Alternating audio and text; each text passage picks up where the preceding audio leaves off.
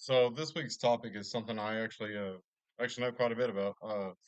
Believe it or not, behind this southern drawl and uh, redneck outdoor stuff, I play quite a few video games. Um, I started as a kid, and then I didn't really get back into it until a couple of years back when I had surgeries that prevented me from going to work. I had to do something to keep me from going crazy. I had no idea that they actually started off in the 40s. That's kind of cool. That was something I saw on the video, and then of course all the way up till now, the present. Um, but home consoles became a huge thing. I want to say they said 80s, but I want to say my mom said she remembered friends having them in the 70s as well. Uh, but they've come a long way. Just when you look at graphics and then the standpoints of the size of them. It's no different than computers. Computers started out so big they'd fill one complete room up, and now I'm sitting here and in front of me I've got my laptop and a monitor on each side. Um, so everything's gotten a little more compacted. But the other thing I really found interesting was that a third of the world's population, according to a survey, actually plays video games. In 2016, they found that they did that survey. In 2017, they said that 660 million people are watching other people, whether it be on Twitch or Kick or YouTube or whatever streaming service. And I agree with that. I actually watch quite a few streamers that play a lot of the old retro games that you can't get anymore.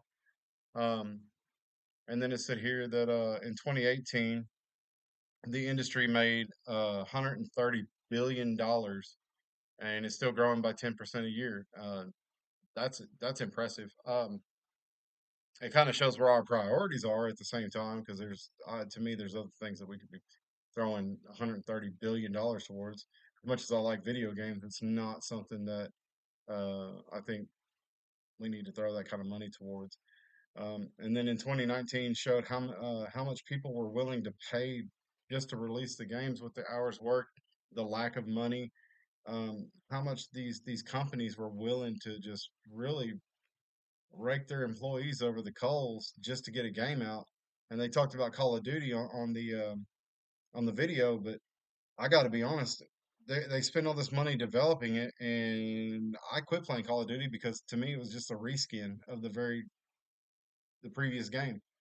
Um, they would come out with one, and then the very next one that they come out with is the exact same game, just uh, different location, different colors, different textures. They didn't really change anything, barely changed the storyline. Um, Now, this is something I really thought was interesting. It says as many as 1 billion gamers are believed to be female, and then there's 19% of the gaming staff worldwide are female or binary, whatever that means. I don't know what all that is. I know that in my household alone, uh, there's myself. I game. My wife actually, I got her into gaming when she had knee surgery, and then my niece. She started playing video games when she was younger, and now she plays a lot of the games with me on a lot of cooperative online stuff. Um, yeah, I thought that was kind of cool. I don't remember what the actual number was of total gamers worldwide, but if 1 billion of them are female, that says a lot though. And then the other thing that I found was quite a few companies have significantly changed their ways on genders in the staff personnel. And so, like they mentioned, the hashtag Me Too movement. Uh, I get it, but at the same time, and I'm not trying to sound sexist or anything like that. Don't take it that way because I come from construction, and I've worked for and had well. Let me rephrase that. I've had many women work for me in the field, and I would take them over half the guys. They earned their spot. They didn't cry about anything. They didn't whine about anything. They got out there and did their job. My wife had never worked any kind of construction at all.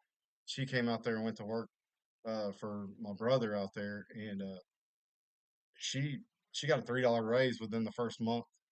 and didn't know anything when she got out there. Got a $3 raise her first month out there because she went out there and showed up and did the work and didn't cry and whine about, oh, I'm a woman, I can't do this, I can't do that.